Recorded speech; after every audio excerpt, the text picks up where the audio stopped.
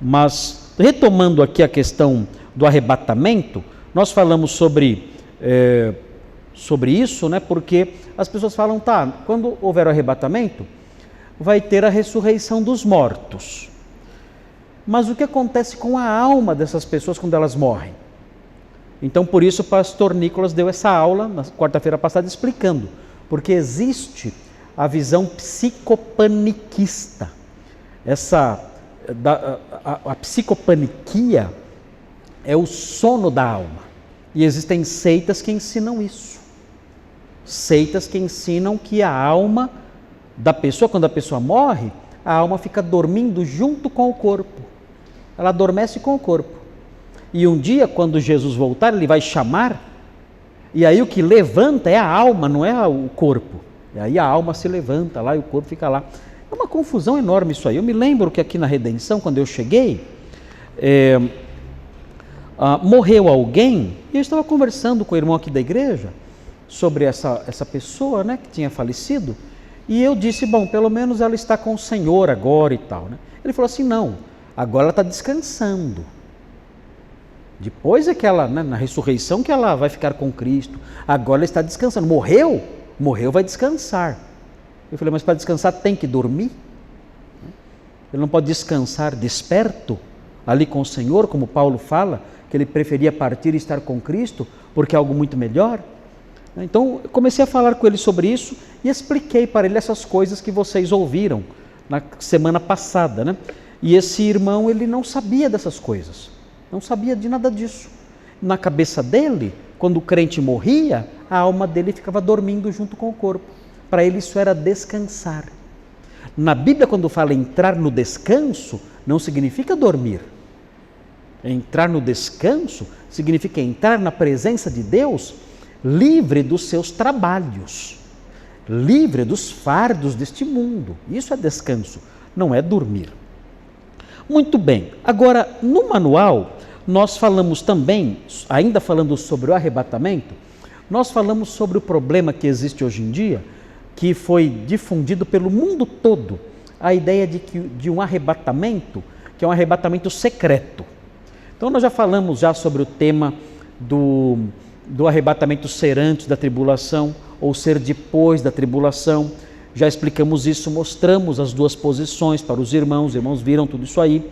E agora eu quero falar com vocês sobre essa questão da ideia de que o arrebatamento, ele é algo secreto, invisível. Ninguém vê isso acontecer. As pessoas simplesmente desaparecem de forma misteriosa. E o que fica apenas, aí nos filmes que as pessoas que fizeram em Hollywood, né, Deixados para Trás, são esses filmes, tem 7 livros escritos sobre esse tema, é um romance que fala sobre isso, arrebatamento, e aí nesses filmes e livros, os crentes desaparecem e só as roupas ficam no chão. A roupa não é arrebatada, viu? Tá vendo? Então, não adianta você gastar dinheiro, muito dinheiro nas lojas de marca, porque as roupas não são arrebatadas, né? Ficam todas as roupas no chão. E aí a pessoa desaparece, ela some. Inclusive, nesses filmes mostram crianças desaparecendo. Crianças ali, eles têm que escolher uma idade, né? Porque tem uma hora que a criança perde a salvação, né? Nessa ideia, né? Então, a criança, no momento, ela perde a salvação. Com que idade a gente não sabe, né? Então, escolheram lá uma idade lá, e até aquela idade, todas as crianças arrebatadas. Sumiu o jardim da infância, desapareceu, né? Só as fraldas caídas ali no chão, né? E as crianças sumiram todas. Tudo isso é imaginação. Por quê? Porque o que nós temos dito aqui é que os arrebatamentos que há na Bíblia são todos eles visíveis. As pessoas veem o arrebatamento acontecendo e não é algo de uma hora para outra rápido. Aliás, na Bíblia, em 1 Coríntios 15, 51 e 52, não é o arrebatamento que é rápido. O que é rápido, o que acontece num abrir e fechar de olhos, é a transformação da pessoa. É isso que acontece num abrir e fechar de olhos. Então, os que estiverem vivos, os crentes que estiverem vivos no dia do arrebatamento, Nesse dia, eles serão transformados num abrir e fechar de olhos. É algo que não dá para dividir. O tempo vai ser tão curto que é um tempo que não dá para fracionar, de tão rápido que vai ser. Agora, o arrebatamento, o tempo que vai levar o arrebatamento, a Bíblia não fala. Veja aí, 1 Coríntios 15, 51 e 52. Eis que vos digo um mistério, nem todos dormiremos, ou nem todos morreremos. É o eufemismo para a morte. Mas transformados seremos todos, tanto os que estiverem vivos, como os crentes que estiverem mortos. Todos serão transformados. Como será essa transformação? Aí vem, num momento, num abrir e fechar de olhos, ao ressoar da última trombeta. A trombeta soará, os mortos ressuscitarão incorruptíveis e nós seremos transformados. A palavra, mais uma vez importante ali, a palavra incorruptível não significa sujeira, não significa impureza. Porque nós pensamos em corrupção, já vem na nossa cabeça um deputado federal, né, de moral maculada, né? Não é isso. Corrupção aqui é deteriorabilidade. Então, o que é um corpo incorruptível? É um corpo que não se deteriora. O que vai acontecer? Os mortos vão ressuscitar num abrir e fechar de olhos, num instante, num átomo de segundo. Essa transformação será imediata, num tempo indivisível. E nós, se estivermos vivos neste dia, a nossa transformação também será assim. A gente não vai ser transformado aos pouquinhos. Não vai acontecer da gente começar a sentir, tem alguma coisa acontecendo comigo. Eu estou me sentindo, né, transformado. Isso não, parece que um processo começou, não sei. Né? Estou emagrecendo, ficando mais bonito. Né? Nada disso vai acontecer. É a transformação imediata, num abrir e fechar de olhos. Agora, o arrebatamento, a Bíblia não fala quanto tempo vai levar. Não fala se vai ser lento, se vai ser demorado, se vai ser rápido, não fala. Então parece que existe uma confusão aí. Quando falam sobre abrir e fechar de olhos, num momento, aplicam isso ao arrebatamento, quando na verdade não é a transformação. Então, vejam aí os arrebatamentos que tem na Bíblia. O primeiro é 2 Reis 2, 11 e 12. Olha só esse arrebatamento. Não é o primeiro arrebatamento que tem na Bíblia. Qual foi o primeiro arrebatamento que tem na Bíblia? Enoque, né? A Bíblia só fala isso. Ele andava com Deus e Deus para si o tomou. Mas não fala como foi isso. E não fala de nenhuma pessoa testemunhando isso. Então, o arrebatamento de Enoque é muito resumido o relato acerca disso. Mas houve um arrebatamento já lá na história primeva. Enoque foi levado para habitar com o Senhor sem provar a morte. E agora nós temos aqui o caso de Elias. Vamos ver 2 Reis 2, 11 e 12. Como foi o arrebatamento de Elias? Olha só que interessante. Ele não viu a morte. Veja o que aconteceu. 2 Reis 2, 11 e 12. Veja aí. Indo eles andando e falando, eis que um carro de fogo com cavalos de fogo os separou um do outro. Aí Elias e Eliseu andando juntos. Vocês se lembram do que aconteceu? Foi profetizado, inclusive os profetas todos diziam, olha, o seu Senhor, diziam para Eliseu, vai ser tomado hoje, o Senhor o levará hoje. E Eliseu dizia, eu já sei disso. Eles foram caminhando e conversando e tudo mais, e vocês devem se lembrar que Eliseu falou o seguinte para Elias, olha, o que eu quero é só uma coisa, que você me dê porção dobrada do seu espírito. Gente, o que eu já ouvi de besteira sobre essa frase é de cair de costa. como falam bobagem sobre isso. Olha aí, Elias tinha muito Espírito Santo, mas Eliseu tinha o dobro do Espírito Santo. Gente, não tem nada a ver. Sabe o que significa isso? Olha, eu quero receber porção dobrada do seu Espírito. Sabe o que significa isso? É simples. Significa o seguinte, olha, eu quero ser tratado como seu herdeiro primogênito, porque o primogênito recebia do pai porção dobrada do que o pai tinha. Sabe o que ele está dizendo para Elias? Eu quero ser o seu sucessor. Só isso. É só isso. Eu quero herdar o seu ministério. Eu quero ser o seu sucessor. Só isso. Não é que Deus pegou um pouquinho do Espírito Santo e deu para Elias, mas para Eliseu ele deu o dobro. Não tem nada a ver isso. Ele só está dizendo, Elias, eu quero ser o seu sucessor. Eu quero, assim como você foi um profeta de Deus marcante, corajoso e fiel, eu quero ser o seu sucessor. E aí Elias falou para ele, você vai ser desde que você me veja subindo. É isso, mas é só isso. Não acolham essas interpretações estapafúrdias que a pessoa ela inventa e fala. Não tem nada a ver isso. Significa só o que eu falei. Eu quero ser o seu sucessor. Só isso e nada mais. Deus não dá Espírito Santo sob medida. Um pouquinho para você, um pouquinho para você. Ele não faz isso. O Espírito Santo não é algo, uma coisa, né, que você possa medir, dar um pouquinho menos ou mais. Isso não existe. E por isso, então, essa frase que Eliseu disse significa apenas um pedido para ser o sucessor, nada mais. Tudo bem até aqui? Quem tinha chamado? Pode falar. Eu queria saber alguma coisa sobre a morte brutal. Morte brutal? Uma pessoa morre assassinada. Um acidente violento. Não tá, um acidente da morte. O quê? O que acontece? Quando uma morte brutal. O que acontece com a pessoa? Não, com a alma. Com a alma? Não acontece nada, ela vai embora. Não. É o corpo que sente só. A alma não sente, não. A alma não é ferível, não dá para machucar a alma da pessoa assim, desse jeito fisicamente. Não tem como isso acontecer. Né? A alma é espírito.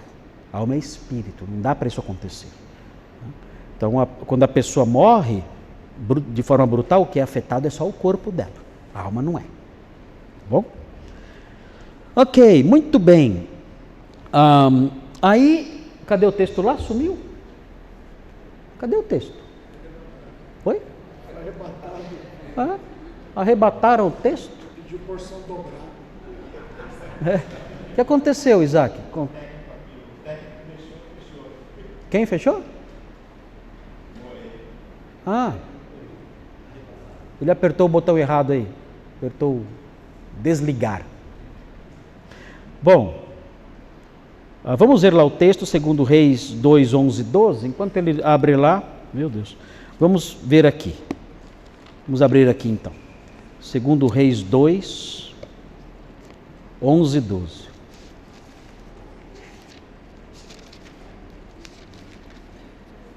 Mas ele desligou o equipamento? Sem querer. Voltou, né? Até que não foi tão demorado. Olha lá. Aí olha só o que aconteceu. E Elias subiu ao céu num redemoinho. Ele não subiu ao céu no carro. O carro só separou eles dois. Tá bom?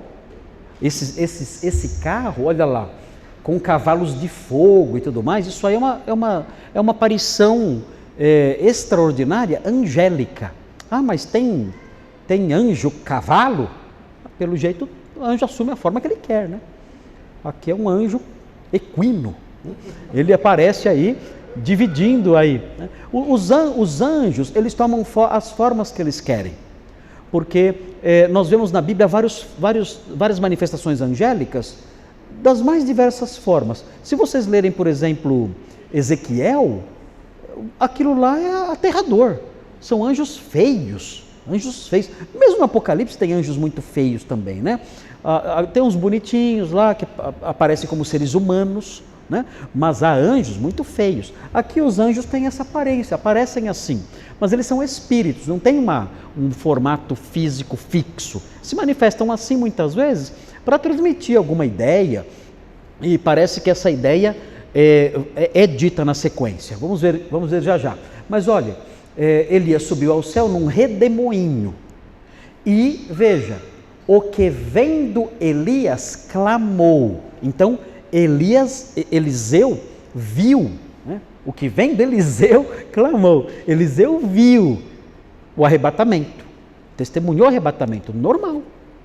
E aí ele fala essa frase: meu pai, carros de Israel e seus cavaleiros. E nunca mais o viu, e tomando as suas vestes, rasgou-as em duas partes, e ele pega os objetos todos ali de Elias, né, e se torna o sucessor dele. Ele recebeu a porção dobrada, se tornou o sucessor, ele se torna um Eliazinho. Por que ele falou isso aí, meu pai? Por quê? Ele falou meu pai. É uma postura de respeito, entendendo que Eliseu era uma espécie de superior dele, né? Um superior dele, um tutor dele, aquele que o instruiu em tudo. E aí ele fala carros de Israel e seus cavaleiros. Por que ele fala isso? Porque a imagem dos anjos trouxe isso à mente dele. Ele viu ali cavalos de fogo e um carro de fogo. E por que ele falou isso na hora que ele viu Elias subindo? Carros de Israel e seus cavaleiros. Certamente ele disse isso sugestionado pela visão dos anjos. Mas o que isso significava? Exército de um homem só. É isso mesmo. Que Elias era. Ele está dizendo o seguinte: olha, você, Elias, você é um exército, você é o exército de Israel. Você, o profeta, um homem só, o profeta Elias. Você, meu pai, você é um exército. Você é o exército de Israel. Você, o seu ministério defendia Israel. O seu ministério protegia Israel e lutava por Israel. Você é um exército. Já pensou? Ser chamado assim? É isso. Homem de Deus, né? Homem de Deus é um exército que defende o quê? Defende o povo de Deus.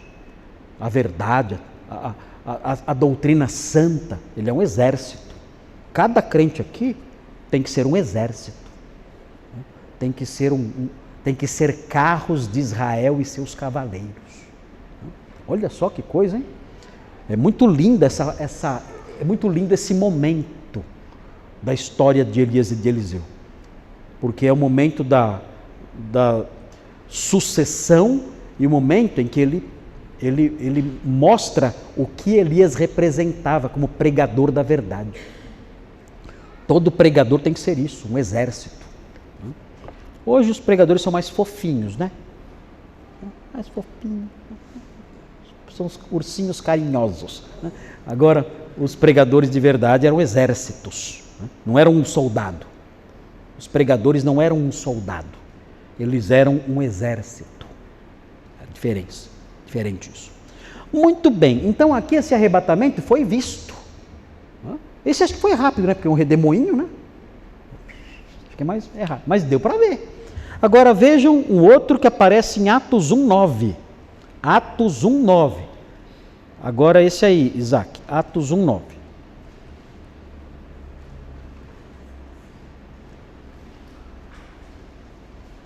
Atos 1:9 é o arrebatamento de Jesus, que a gente não chama de arrebatamento, né? A gente chama de ascensão. A gente não chama de arrebatamento. A gente chama de ascensão. Mas é a mesma coisa. Atos 1:9. Olha o que diz aí. Fala assim: ditas estas palavras, foi Jesus elevado às alturas, e olha aí, à vista deles. Todo mundo viu. Eles viram Jesus subindo. E uma nuvem o encobriu dos seus olhos. Então, eles viram ele subindo até que uma nuvem o cobriu. Então foi lento o arrebatamento de Jesus. E o texto fala no versículo 10, e estando eles com os olhos fitos no céu, enquanto Jesus subia, veja, foi algo lento. E eles viram aquilo acontecendo. E o último arrebatamento que tem na Bíblia, é um arrebatamento que vai acontecer ainda no futuro. Apocalipse 11, 12. Esse é o último arrebatamento que aparece na Bíblia. E que ainda vai acontecer. Não sabemos quem são esses personagens, Apocalipse 11, 12, mas são chamados de as duas testemunhas. Apocalipse 11, 12. São duas testemunhas que Deus vai enviar ao mundo na época da tribulação. Então são dois personagens que vão trazer juízo sobre a terra. Não sabemos quem são. Alguns dizem, pelas características, que são Elias e Moisés. Mas aí é pura especulação.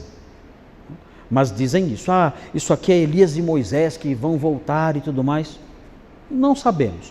O texto aqui de João, no Apocalipse, não fala a identidade delas, mas elas vão trazer juízo. Elas serão testemunhas de Deus poderosas. Elas têm autoridade até sobre o tempo, o clima. Elas têm essa autoridade. E o que acontece? Elas trazem flagelos sobre a terra, são instrumentos da ira de Deus. E o que acontece? Essas testemunhas serão mortas.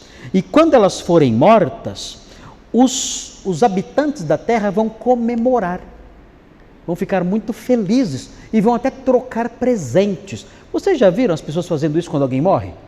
As pessoas vibrando. Vocês lembram quando morreu o Osama Bin Laden? Vocês lembram? Lembram da festa? Lembram que festa fizeram?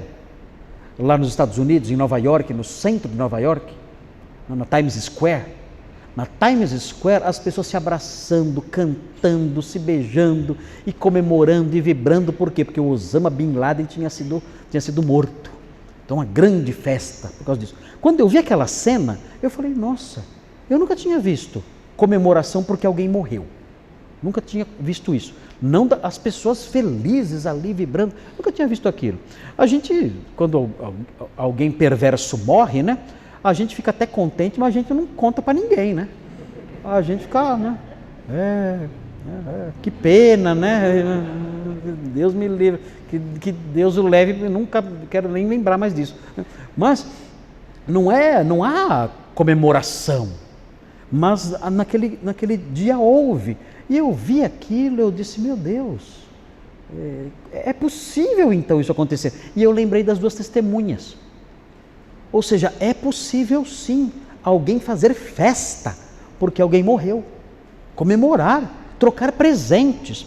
O texto fala assim, veja aí em Apocalipse 11, 10, fala assim, os que habitam sobre a terra se alegram por causa deles, realizarão festas e enviarão presentes uns aos outros, porquanto esses dois profetas atormentaram os que moram sobre a terra. Eles vão ser homens que vão trazer tormento. E aí vejam, mas depois dos 3 dias e meio, Apocalipse 11, eu estou lendo o versículo 10, aí agora eu vou ler o 11. Mas depois dos 3 dias e meio, um espírito de vida, vindo da parte de Deus, neles penetrou, e eles se ergueram sobre os pés. Já imaginaram? Os corpos estavam jogados ali, apodrecendo. 3 dias e meio. 3 dias e meio não é para estar tudo podre já? Geralmente os enterros acontecem rápido, porque logo o corpo começa a se deteriorar. Agora imaginem esses corpos jogados ali na praça pública, 3 dias e meio, apodrecendo ali. Mas de repente, eles ressuscitam, se ergueram sobre os pés, e aqueles que os viram sobreveio grande medo, é claro. Qualquer um ia ficar apavorado. As 2 testemunhas, mortas há 3 dias e meio, se levantam. E olha o que acontece na sequência. As duas testemunhas ouviram grande voz vinda do céu, dizendo: subi para aqui. E subiram ao céu numa nuvem, e os seus inimigos as contemplaram. Aqui o texto mostra esse arrebatamento acontecendo diante dos olhos das pessoas. Os inimigos vendo aqueles 2 homens subindo ao céu. Então, na Bíblia não tem nenhum arrebatamento secreto, nenhum. Todos os arrebatamentos são visíveis. Então, nós temos razão para crer que o arrebatamento da igreja será assim também. As pessoas subirão aos céus e todo mundo vai ver. Aí todo mundo vai se converter, né? Não, pelo contrário, muito pelo contrário. Eles não vão se arrepender. Aí é que vão ficar com o coração mais duro ainda. Porque ninguém se converte vendo milagres, vendo feitos extraordinários. Ninguém se converte assim. Ninguém se converte porque viu algo extraordinário. A pessoa só se converte quando ela ouve a pregação. Aí ela se converte. Mas vendo um milagre só, isso... O apóstolo Paulo, quando ele fazia milagres, logo depois ele fazia o quê? Pregava. E a pessoa se convertia por quê? Por causa da pregação. O milagre servia para chamar a atenção e consolidar a pregação. Mas a conversão vinha pela pregação. E o apóstolo Paulo ensinou isso. Olha, a fé vem pelo ouvir da palavra de Deus, não vem por outros meios.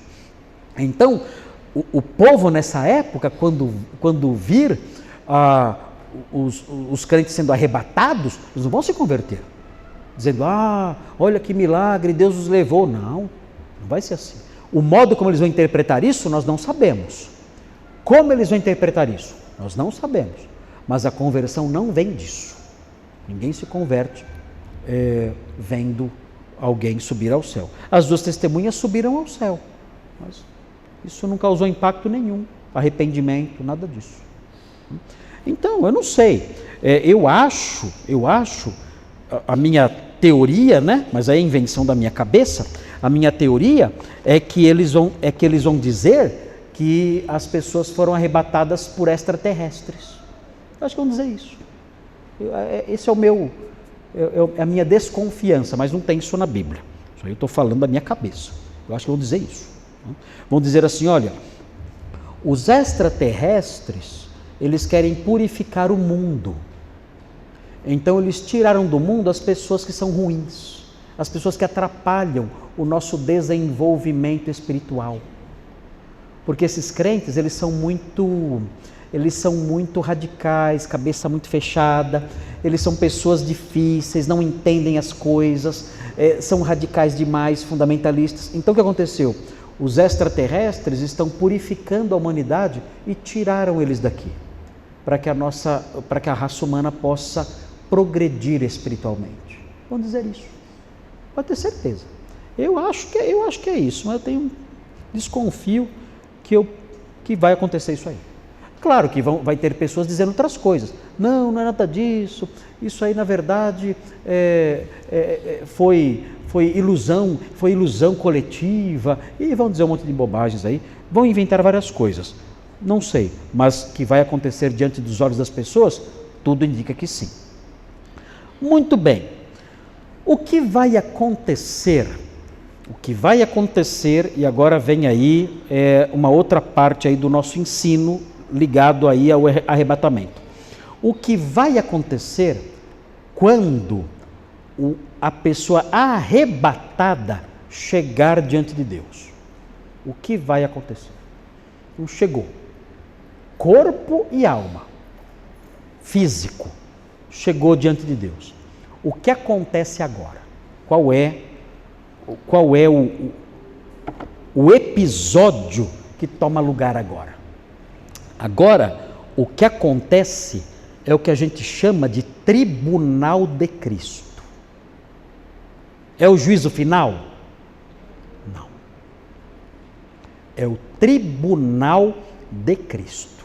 É outra coisa, não é o juízo final. Que tribunal é esse? Esse tribunal é um tribunal para dar galardões. Ué, mas a pessoa não recebe os galardões quando ela chega no céu? Ela morre e já recebe? Não. Os galardões são dados na ressurreição. No dia em que estivermos diante do Senhor, de corpo e alma. Nesse dia é que nós recebemos os galardões. E o que são os galardões? Nós não sabemos. Não sabemos o que é. Quando eu era garotinho, eu ia na IBF e as professoras falavam que eram estrelinhas na coroa. E eu não curtia muito, não. Porque passar a eternidade com uma coroa cheia de estrela, né? Além de ser ridículo, né? Ridículo, não é nada fashion, né? Deve ser muito incômodo. Né? Mas então, isso que as professoras falavam era só invenção. Ela inventou na cabeça, essas estrelinhas na coroa, nada a ver. Né? Alguns falam que é uma casa, é uma casa muito bonita. Também não tem base nenhuma para isso. Jesus fala que na casa do Pai há muitas moradas, mas isso é algo mais ligado às habitações sacerdotais de um templo, não a mansões. Mansões. Não temos base para dizer, olha, a pessoa vai receber uma casa mais bonita, outra uma casa mais feia. Muita gente pensa assim, o galardão de alguns vai ser uma casa muito linda, o galardão de outros vai ser um barraquinho lá, né, meio Coab 2 e tal ali, ou então um barraquinho mesmo, né, ali de madeira celeste, enfim, não sei, né, coberto ali com umas telhas ali de amianto celestial, enfim, não sei, e vai morar lá. E imagino que seja isso. Não temos base nenhuma para afirmar isso, porque a palavra galardão no Novo Testamento significa salário, é mistós, é pagamento, é o que a pessoa recebe depois que ela trabalha um mês, ou se ela for diarista, é o salário que ela recebe depois de um dia de trabalho, ela recebe o mistós. O que é o mistós? O mistós é o pagamento pelo trabalho que ela realizou. Então, é um termo muito genérico, e o galardão é uma tradução dessa palavra. Cada um vai receber um mistós, e esse mistós é isso, é um salário, é um salário, e vai ter diferença. Alguns vão receber um salário mínimo, outros vão receber um salário maior, outros vão receber meio salário mínimo, né? Outros vão receber salário nenhum. Você não fez nada, né? Entra aí, não tem nada para você. Mas o que é exatamente? A Bíblia não fala. A Bíblia não diz o que é. Assim, existem possibilidades. E nós podemos imaginar com alguma base algumas coisas. E nós vamos ver então os textos bíblicos aí. Veja então primeiro Romanos 14:10, para a gente ter mais ou menos uma ideia do que isso pode ser. Olha só, Romanos 14:10. Quando o apóstolo Paulo escreveu Romanos, em que cidade ele estava? Quem sabe? Em que cidade o apóstolo Paulo estava quando escreveu a carta aos Romanos? Guarulhos? Não. Letra B. Osasco? Não. Corinto? Sim, ele estava em Corinto. Ele estava em Corinto muito tranquilo, porque os problemas de Corinto tinham todos se solucionado. Então ele estava bem sossegado e ele pôde escrever sua carta, a sua carta mais bem elaborada. Por quê? Porque ele escreveu essa carta quando os problemas da igreja, que nós aprendemos em 1 Coríntios e tudo mais, esses problemas já tinham passado. Ele estava bem sossegado, fazendo planos, ele escreveu a carta aos Romanos, então, nessa fase tranquila do seu ministério. E o que ele escreveu, então, em Romanos, quando ele estava em Corinto? Veja Romanos 14:10, fala assim: tu, porém, por que julgas teu irmão? Ele fala aos romanos. E por que desprezas o teu?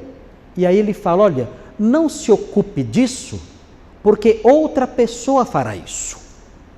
Você não tem que julgar o seu irmão, porque outra pessoa fará isso. Olha só, pois todos compareceremos perante o tribunal de Deus. Não. O que está julgando? Deus vai julgar as pessoas. Agora, o que é interessante aqui é que aquela palavrinha ali, ó, tribunal, é uma palavra que lembra bastante a cidade de Corinto, por causa de uma construção que havia na ágora da cidade, chamada bema. Eu mandei até uma foto para vocês, hoje, não sei se está aí, a foto do bema. Moreira, tem aí, Moreira, a foto? Tem aí? Então tem uma foto do bema, esse é o bema. Está vendo aqui? É uma plataforma. É uma plataforma. Como você faz? Para você ir ao bema, o juiz, o magistrado, ele ficava sentado sobre essa plataforma. Algo público, aberto mesmo. Algo aberto. E você ali, daquele lado direito, do nosso lado direito, ali olhando, né? Tem uma escadinha que não dá para ver daqui. Não dá para ver escadinha. Tem uma escadinha lateral. Não é saída. Volta lá. Deixa assim, é isso assim. Tem a escadinha lateral que sobe na plataforma. Então a pessoa que tem algum litígio e tem que ser julgada por aquilo, ela então subia nessa plataforma chamada bema. E ali ela era julgada diante de todo mundo ali. Então isso aí é o bema. O apóstolo Paulo estava em Corinto quando escreveu a carta aos Romanos. E ele via o bema todo dia, porque ele não saía da ágora. Isso aqui é no centro da cidade. A ágora de Corinto, como todas as ágoras, é central. Toda a vida da cidade acontece ali. Tudo, os mercados, os templos, o fórum, tudo acontece na ágora. Inclusive o bema ficava na ágora. Baixa um pouquinho a foto. Não, para aparecer a montanha. Isso, pronto. Aquela montanha é a Acrocorinto. É onde ficavam as prostitutas cultuais. Elas desciam aquela montanha e ficavam aqui na ágora. A ágora é essa parte grande, aí, essa praça enorme. Dá para ver só um pedacinho aqui, né? Mas tudo acontecia aqui, inclusive a prostituição acontecia aqui na ágora. E elas levavam os seus clientes para aquela montanha, onde havia lá o templo de Afrodite, que não existe mais nem em ruínas, foi tudo destruído. Mas o templo de Afrodite era lá em cima, e elas levavam os seus clientes para lá para adorar Afrodite. E o culto de Afrodite envolvia prostituição. Mas elas tinham que descer a montanha, porque as pessoas todas ficavam aqui nessa praça. Era o centro da cidade, ágora. Tanto que o verbo comprar em grego é agorazo, que significa comercializar, porque todo comércio acontecia na ágora, por isso o verbo agorazo. Então esse era o bema. O apóstolo Paulo fez o quê? Ele viu o bema, todo dia ele viu o bema, ele pensou, existe um bema divino, e ele via as pessoas subindo lá e comparecendo diante de um juiz, o juiz sentado ali e as pessoas diante do juiz. E ele falava, isso que está acontecendo aqui, nessa plataforma na ágora de Corinto, vai acontecer um dia quando estivermos diante do Senhor. E aí ele escreve aos romanos dizendo, olha, não se esqueçam, existe um bema aqui em Corinto, e existem bemas aí espalhados pela cidade, mas há um bema celeste, em que o juiz não é o magistrado romano, em que o juiz é o próprio Deus, e ele vai julgar cada um, ele vai julgar cada crente pelas suas obras, por aquilo que os crentes fizeram, para então, a partir disso, poder dar o galardão. Vamos complementar esse ensino. Veja 1 Coríntios 3, 10 a 15. Muito importante saber isso. Agora vejam bem, o bema, esse bema, é um bema para mandar pessoas para o inferno? Não. Por quê? Porque o juízo dos crentes condenatório do seu pecado já aconteceu. Quando o juízo condenatório dos crentes aconteceu? Na cruz. E qual foi a sentença? Morte. Mas aí Jesus fez o quê? Morreu em nosso lugar. Então, o bema não é para condenar ao inferno. O bema é para definir o salário. O bema é para julgar a pessoa e definir o salário. O bema é para isso. 1 Coríntios 3, 10 a 15. Olha esse aí. Olha só esse aqui. Esse aqui é interessante. Olha só. Segundo a graça de Deus que me foi dada, lancei o fundamento como prudente construtor, e outro edifica sobre ele. Aqui ele está dizendo assim, olha, eu sou um apóstolo, e eu lancei as bases da igreja. Agora, outra pessoa está edificando sobre as bases que eu lancei. Quem é essa outra pessoa? Qual é o nome dele? Outro edifica sobre as bases que o apóstolo Paulo lançou. Quem é essa pessoa? Aqui é o pastor da igreja.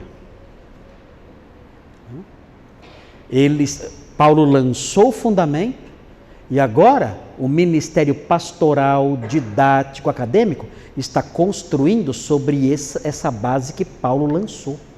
Isso é sério? Muito sério. Olha só.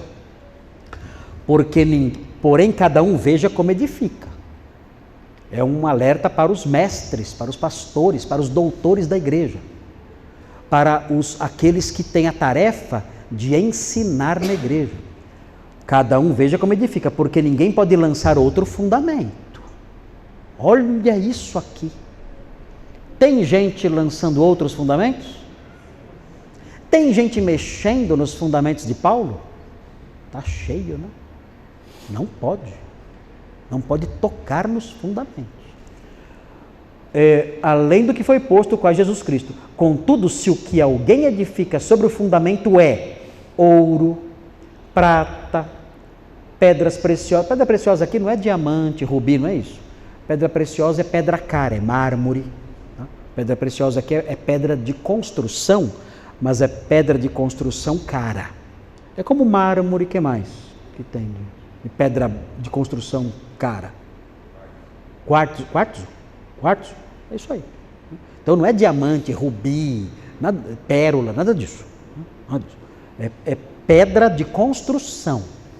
Pedras como mármore que eu falei agora. Madeira, feno, palha. Então cada um constrói de um jeito, né? Manifesta se tornará a obra de cada um, pois o dia, que dia é esse? O dia do bema. O dia a demonstrará, porque está sendo revelada pelo fogo, e qual seja a obra de cada um, o próprio fogo o provará. Que fogo é esse? É o fogo da avaliação de Deus. Ele vai provar cada obra de cada ministro do Evangelho. E aí prossegue. Se permanecer a obra de alguém que sobre o fundamento edificou, esse receberá galardão. E o que é o galardão? Não sabemos. Então, Deus vai olhar minhas obras. Eu sou pastor, eu estou edificando sobre o fundamento. Ele vai olhar como eu edifiquei. Ele vai olhar se eu mexi no fundamento e vai olhar como eu edifiquei no fundamento. Se eu edifiquei com qualidade ou se eu edifiquei de qualquer jeito.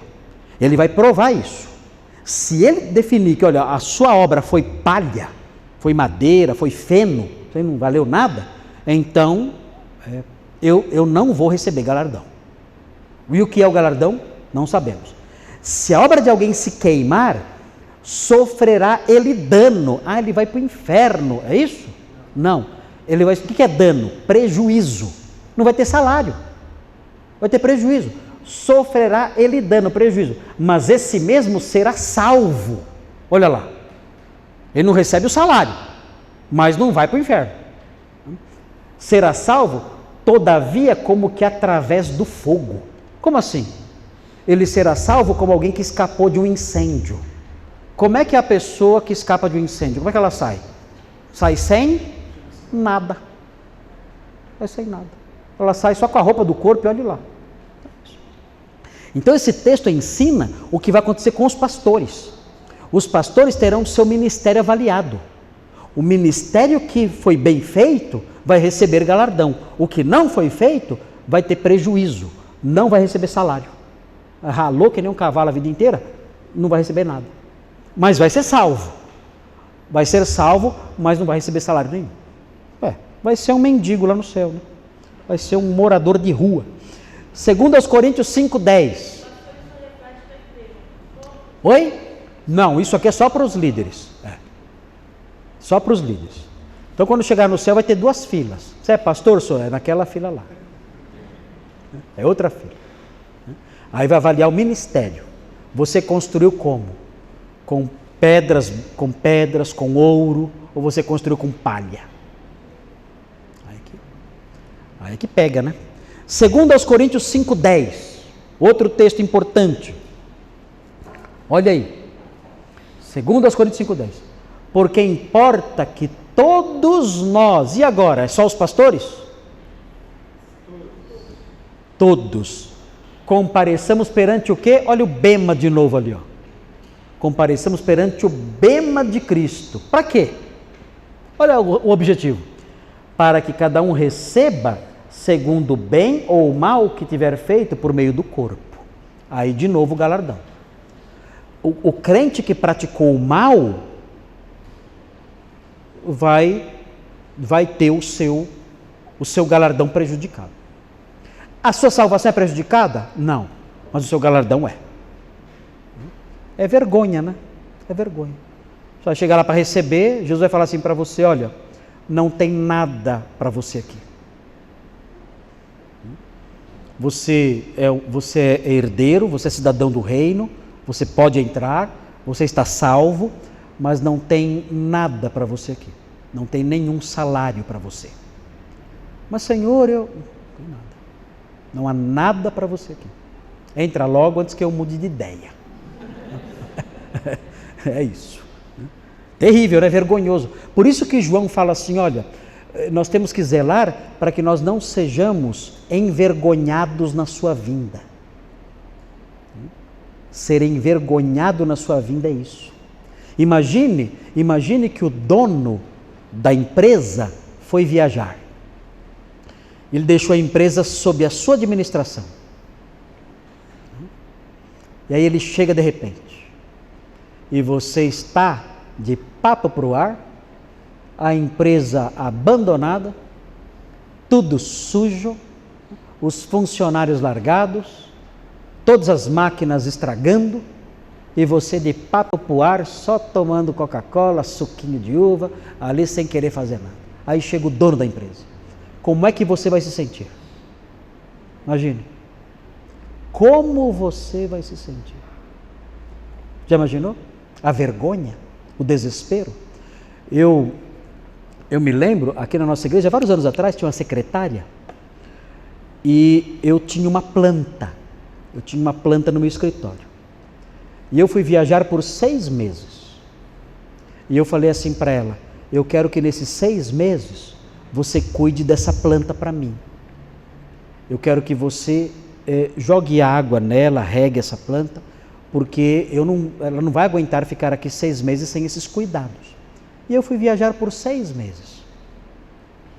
Irmãos, quando eu voltei, o problema não era a planta.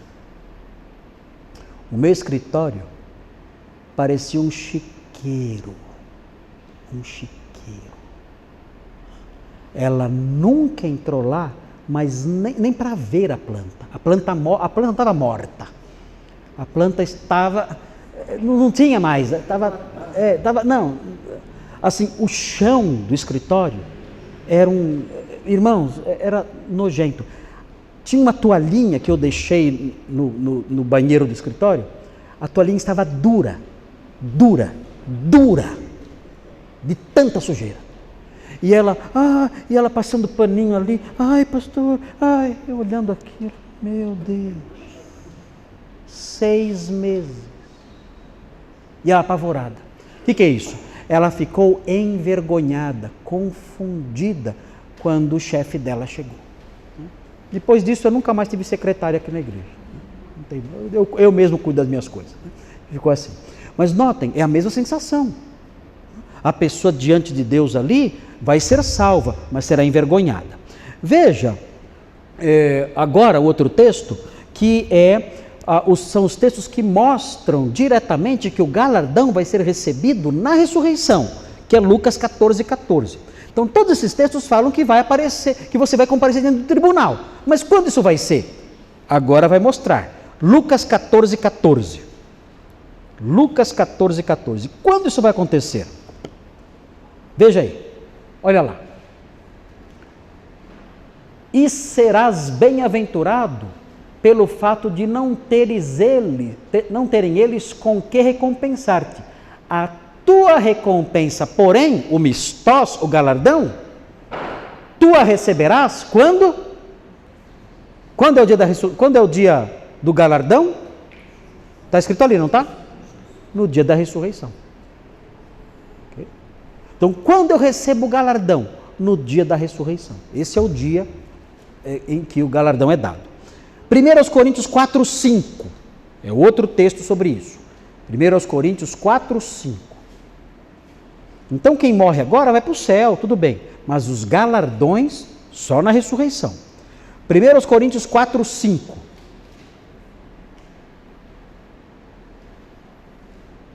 Olha lá.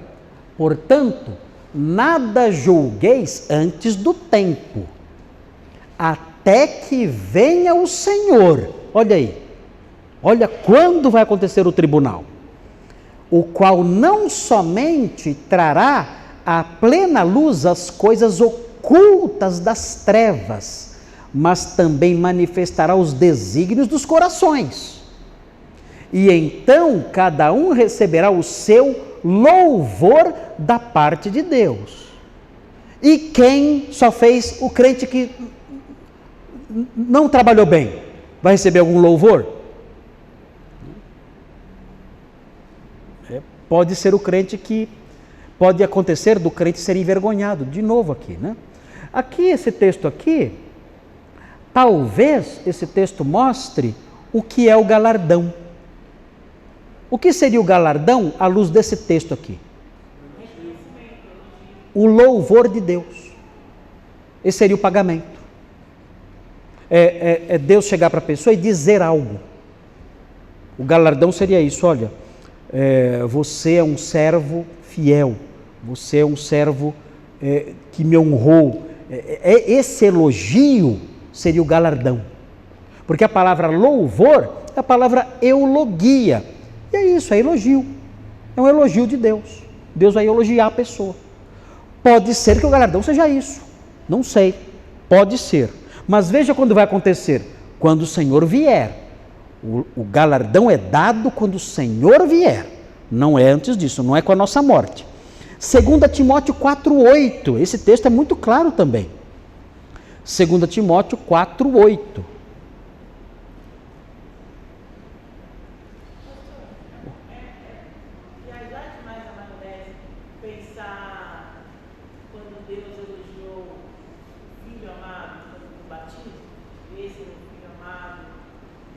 Não foi um elogio, foi um testemunho. João fala que isso foi um testemunho de Deus, não foi um elogio. É uma boa palavra, né? É um falar bem, né? Mas a tônica lá é um testemunho. Fala, olha, escutem esse homem, porque ele é meu filho amado. 2 Timóteo 4,8, olha só. Já agora a coroa da justiça me está guardada. Olha o que pode ser o galardão também aqui, ó. Mas note bem, coroa da justiça não é coroa mesmo, não é coisa que você põe na cabeça. Aqui, coroa da justiça é um genitivo, que diz que, é um genitivo de identificação. A coroa é a justiça. Entenderam isso? A coroa é a justiça. Então, já agora a coroa, que é a justiça, me está guardada, a qual o Senhor, reto juiz, me dará quando? Naquele dia, no dia do bema, e não somente a mim, mas também a todos quantos amam a sua vinda. Naquele dia da sua vinda, Ele me dará a coroa da justiça. Ele me dará como prêmio a justiça. Pode ser que o galardão seja isso também. Nós não sabemos. Sofia. Pode falar.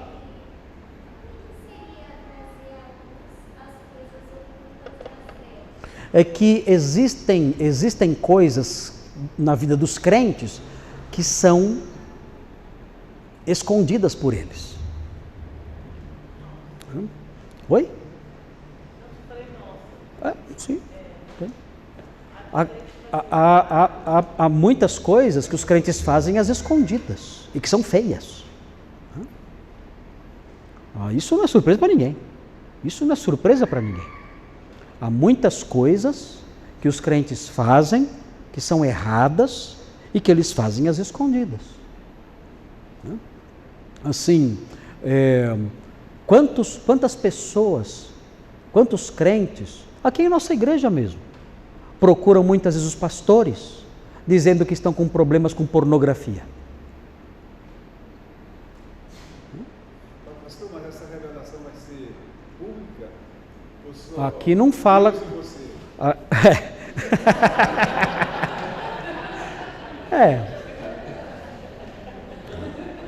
Vai pôr no telão lá. Não.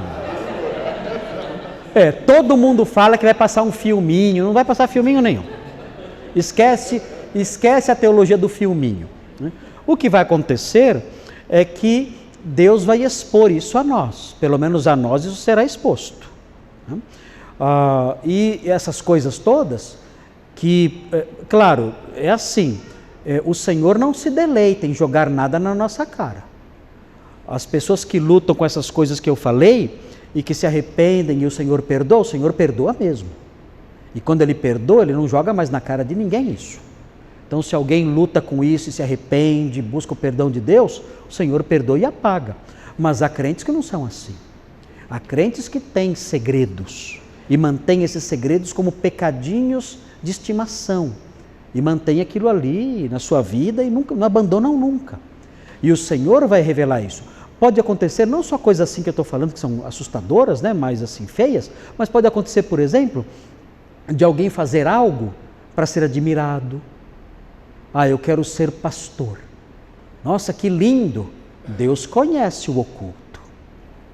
Você quer ser pastor por quê? Eu quero consagrar minha vida. Que lindo! Todo mundo aplaude, mas Deus sabe a motivação. Pode ser que você queira ser pastor somente para você estar à frente e estando no centro das atenções, só para se autoglorificar, só para isso. E Deus sabe se isso, Ele vai revelar o que está oculto no coração. Ele sabe o que está escondido. Eu dou o dízimo todo mês. Ok, isso é lindo, mas Deus sabe por que você dá. Eu canto no coro. Joia, lindo, mas Deus sabe por que você canta. Então, esses pecados que são mantidos no coração da pessoa, o Senhor vai revelar e dizer, olha, isso é errado. E isso pesa no seu galardão. Quando a Bíblia fala que a palavra de Deus é viva e eficaz e mais penetrante do que qualquer espada de 2 gumes, não está falando da Bíblia. Não tem nada a ver isso com a Bíblia. Nada a ver com a Bíblia. A palavra de Deus é viva e eficaz, é uma espada de 2 gumes e mais penetrante e separa juntas e medulas. Não é a Bíblia isso. A Bíblia até pode ser comparada a uma espada, sem problema nenhum, mas não é isso. Esse texto de Hebreus está falando sobre a palavra da sentença judicial de Deus. A palavra da sentença judicial de Deus, ela penetra até o coração da pessoa.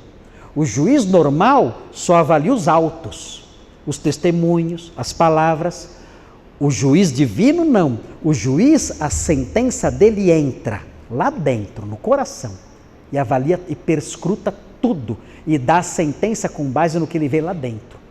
Essa é a palavra de Deus que é viva e eficaz e mais penetrante de qualquer espada de 2 gumes e que penetra ao ponto de dividir juntas e medulas. É a palavra do seu juízo, é a palavra do seu julgamento, é a palavra da sua sentença judicial. E estaremos diante dele um dia. E ele vai olhar para nós, não adianta você mentir. Vai falar assim, não, Senhor, eu não fiz isso. Ele vai olhar lá dentro. Não, Senhor, mas eu fiz isso por amor ao Senhor. Ele vai olhar lá dentro. Ele vai dizer, olha, eu sei o que tem no seu coração. Eu sei como a motivação do seu ministério. Eu sei porque você agiu assim. E vai nos dar o galardão de acordo com isso. Muita gente fala, né? Nossa, esse aí tem um galardão imenso. Não sei. Não sei. As aparências podem nos enganar. O Senhor naquele dia não vai deixar nenhuma injustiça impune. Ele vai trazer tudo à luz. Tudo. E nós entraremos no seu reino sabendo disso. Que nós somos avaliados pela verdade. Não entraremos com segredos. Nós não entraremos no reino com segredinhos. Porque ele vai expor esses segredos a nós. Eu sei isso. Eu sei isso aí. Você vai entrar no meu reino sem segredinhos. Vai ser assim. Seremos envergonhados? Talvez. Mas entraremos no reino sem segredos. Quem tinha chamado aqui, depois lá.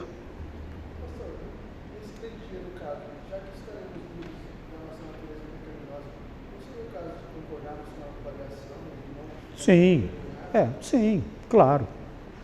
A gente dramatiza um pouco aqui, né? Mas assim, diante dele, o que faremos? Nós que somos crentes. Ele fala, eu sei que não é isso, eu sei o que te motivou, você vai falar o quê? Senhor, eu discordo. Eu quero apelar. Baixa a cabeça. Meu Deus. Quietinho ali, ó, pianinho. Ó. Senhor, o Senhor é a própria verdade. Os seus olhos são chamas de fogo. A sua boca é uma espada. O que eu vou dizer? O Senhor vê meu interior melhor do que eu mesmo vejo. O que eu vou dizer? É isso. Perdoa-me, né? Perdoa-me. Eu te louvo por sua misericórdia em me salvar mesmo eu sendo imperfeito. Alguém tem levantado a mão aqui depois antes do Jimmy? Ali.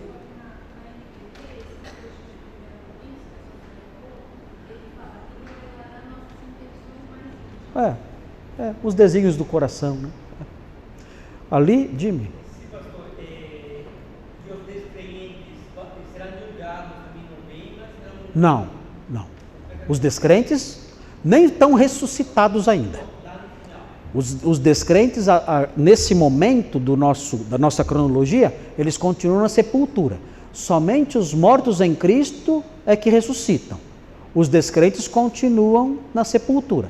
Os descrentes só vão ressuscitar para o juízo final, que é o grande trono branco. Aí eles vão ressuscitar. Mas agora, nesse momento, na volta de Cristo, só os santos. Mas o juízo será também lá no reino, no lugar similar? Não, será um trono. É um trono branco. O juízo final é um trono branco. O juízo de Cristo é equiparado ao bema, que é uma plataforma que você sobe por uma escada. Se vai ser assim mesmo, eu não sei, mas Paulo chama de bema, que é essa plataforma com acesso por uma escada. E cada um vai subir a escadinha. Ninguém escapa. Próximo, letra J, Jimmy. Sou eu. Pronto. Tá? Então não tem como, todos compareceremos naquele dia diante dele. Ok? Será que todo mundo vai ter um pecado? Todo mundo tem pecado. Todo mundo. Ninguém é perfeito. Ninguém é perfeito. O Senhor avaliará o coração, o mais íntimo do coração ele vai avaliar. Orgulho, inveja, né? Essas coisas todas, muitos crentes passam a vida toda assim. Com orgulho, com inveja, com mágoas, não perdoar pessoas. Há crentes que nunca perdoam ninguém. Passam a vida toda sem perdoar alguém. Não perdoam, não adianta. Não adianta, esquece. Eu conheço crentes que, meu Deus, há anos, eu conheci uma pessoa, olha gente, 40 anos falando com essa pessoa, ela não perdoa os que fizeram algo contra ela. 40 anos de mágoa, vai morrer, vai para a sepultura, vai para o cemitério, não perdoa. 40 anos, que eu conheço, 40. Tudo isso são pecados. Autoindulgência, uma visão muito positiva de si mesmo, várias coisas que maculam, né? o nosso caráter, preguiça, negligência com as coisas de Deus. Tudo isso, alguém pode ter a vida marcada por essas coisas. E o Senhor é o juiz dessas coisas. Agora, é claro, Deus não tem prazer em jogar na nossa cara as coisas, não é isso? Mas é aquilo que queremos enfatizar aqui. Nós não entraremos no reino com segredinhos. Isso não vai acontecer. Nós não entraremos no reino com coisinhas escondidas. O Senhor vai expor. Eu conheço você e é isso. Como será depois disso? A nossa reação, não dá para imaginar. Temos pouca luz sobre isso, né? Mas que isso vai acontecer, vai. Que todos nós estaremos diante dele e ele vai avaliar tudo isso, os desígnios do coração, e vai dar a cada um o seu louvor de acordo com a medida da sua justiça, e isso vai acontecer. Não tem como escapar disso aí. Isso é teologia clara. Os detalhezinhos, a gente pode até ficar imaginando, mas a teologia clara afirma isso. Cada crente vai comparecer diante do bema de Cristo. Ali, olho no olho. Vai ser assim, ele vai dizer. Ele vai revelar os desígnios do coração, os segredos do coração, e vai dar a cada um segundo as suas obras. Isso aí, não há dúvida quanto a isso. Outras coisas podem surgir, né, variações, mas o principal não tem dúvida nenhuma. Muito bem, a gente tem que, né, talvez adiantar o juízo nosso olhando para nós mesmos, né, se autoavaliando. Senhor, me perdoa, né, para que eu me santifique mais e mais, né. Nós temos que buscar essa santificação continuamente, né, para a glória do Senhor, né, e para que aquele dia não nos pegue de surpresa, né. Vamos fazer oração? Vocês iam falar?